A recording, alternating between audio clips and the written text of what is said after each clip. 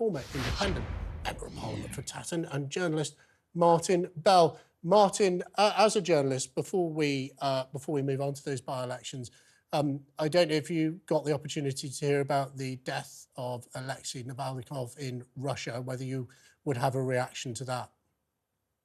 Well, I'm saddened by it, but I'm not surprised. He voluntarily came back to Russia. I thought it was a grave risk to himself. It is, and of course there are questions, many questions to be answered about how it happened. Shocked, yes. Surprised, absolutely not. Well, we will keep you updated at home in relation to that news.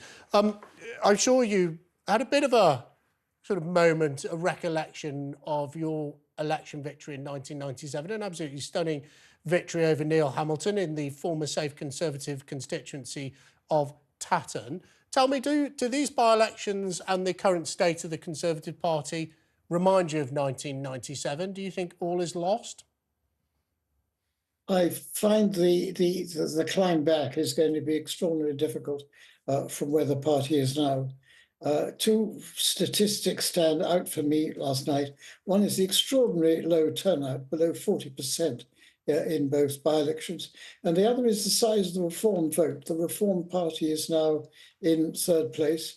And if it goes on polling 10 to 13%, a lot of Conservative MPs who thought they might survive the coming ordeal are not going to survive. I think we are close to the most extraordinary wipeout, maybe greater than that in 1997.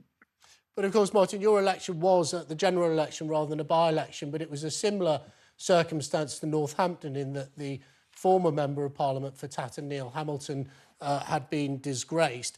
Do you think that makes much of a difference? Do you think voters in the constituency, where there has been that stain on the reputation of their Member of Parliament, whatever it may be, sort of flock to new candidates?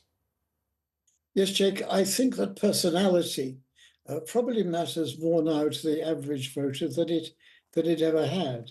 This guy was under a bit of a cloud. And actually, at the time, Tatton was the fourth safest Conservative seat in England, so he should have been absolutely shockproof. But I couldn't have won back in 1997 without the active support of 12,000 Conservatives. And that was the bedrock of what happened.